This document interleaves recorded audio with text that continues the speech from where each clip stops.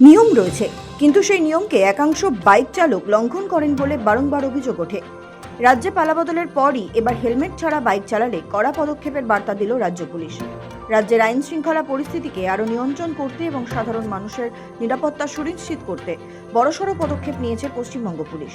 এবার আর শুধু মৌখিক আশ্বাস নয়, বরং মাঠের লড়াইয়ে নেমে কাজ করার জন্য একগুচ্ছ কঠোর নির্দেশিকা জারি করা হয়েছে পুলিশের অন্দরে।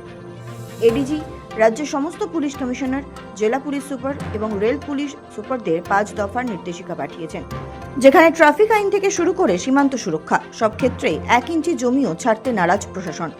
এই নির্দেশিকার সবচেয়ে উল্লেখযোগ্য অংশটি হল ট্রাফিক ব্যবস্থা। রাস্তায় বাইক নিয়ে বেরোলে এখন থেকে হেলমেট পরা বাধ্যতামূলক। মোটর ভেহিকেল অ্যাক্ট বা মোটরযান আইন অনুযায়ী এই নিয়ম পালনে যাতে কোনো খামতি না থাকে তার জন্য রাজ্য জুড়ে বিশেষ অভিযান চালানোর নির্দেশ দেওয়া হয়েছে। গোটা বিষয়টি সরাসরি জেলা পুলিশ সুপার এবং কমিশনারদের তত্ত্বাবধানে পরিচালিত হবে। এডিজি ট্রাফিক নিয়মিত এই অভিযানে তথ্য সংগ্রহ করবেন এবং প্রতি মুহূর্তের রিপোর্ট জমা দিতে হবে এডিজি সিআইডির দপ্তরে। হেলমেট ছাড়া বাইক চালালে জরিমানা আদায় করবেন ট্রাফিক সার্জেন্টরা। পাচার আর সিন্ডিকেট রাজ এবার অতীত। তাৎপর্যপূর্ণ বিষয় হলো, গত কয়েক বছরে রাজ্যে সবচেয়ে আলোচিত বিষয় অর্থাৎ গরু পাচার ও তোলাবাজি রুখতেও পুলিশকে কড়া অবস্থান নিতে বলা হয়েছে। নির্দেশিকায় স্পষ্ট জানানো হয়েছে, কোনোভাবেই অবৈধ গবাদি পশুর হাট বা কসাইখানা চালানো যাবে না। পাশাপাশি বেআইনি খনি কর্মকাণ্ডের বিরুদ্ধেও কড়া পদক্ষেপ করতে হবে। তবে সরকার এও নিশ্চিত করতে চায় যে বৈধ লাইসেন্সপ্রাপ্ত ব্যবসায়ীরা যেন কোনোভাবেই স্থানীয় দুষ্কৃতী বা তোলাবাজদের খপ্পরে না পড়েন। এই ক্ষেত্রে অ্যানিমাল স্লটার কন্ট্রোল অ্যাক্ট 2014 বা পশু জবাই নিয়ন্ত্রণ আইন কঠোরভাবে প্রয়োগ করার কথা বলা হয়েছে। অস্ত্রশস্ত্রের হিসাব এবং তল্লাশি অভিযান।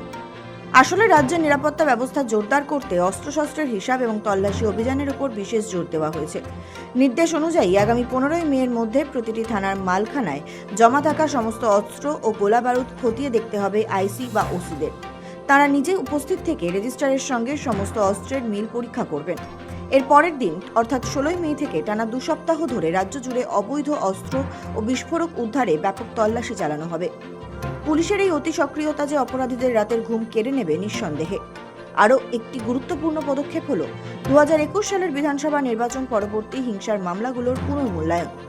যে মামলাগুলিতে আগেই তদন্ত শেষ করে ফাইনাল রিপোর্ট জমা দেওয়া হয়েছিল, সেগুলি আবার নতুন করে খতিয়ে দেখা হবে। যদি দেখা যায় পুরনো তদন্তে কোনো রকম গাফিলতি বা ত্রুটি ছিল, তবে সেই মামলা পুনরায় চালু করা হবে। এমনকি যেসব অভিযোগের ভিত্তিতে আগে মামলা হয়নি, প্রাথমিক তদন্তে অপরাধের প্রমাণ পেলে সেখানেও নতুন করে মামলা দায়ের করার কড়া নির্দেশ দিয়েছে প্রশাসন। সীমান্তে অপরাধ নিয়ন্ত্রণ। সীমান্তবর্তী জেলাগুলিতে অপরাধ নিয়ন্ত্রণ এবং গোপন তথ্য আদান প্রদানের জন্য সমন্বয় বৈঠকের ওপর জোর দেওয়া হয়েছে। থানা স্তরে প্রতি মাসে এবং এসডিপিও স্তরে প্রতি 3 মাসে একবার করে বৈঠক করতে হবে। চিহ্নিত অপরাধী ও দালালদের বিরুদ্ধে দ্রুত ব্যবস্থা নেওয়াই হবে এই বৈঠকের মূল লক্ষ্য। সব মিলিয়ে প্রশাসনিক মহলই বলছে, এই 5 দফার নির্দেশিকা যদি সঠিকভাবে বাস্তবায়িত হয়, তবে বাংলার আইন শৃঙ্খলা রক্ষা এবং সুশাসন নিশ্চিত করার পথে তা হবে এক মাইল ফলক।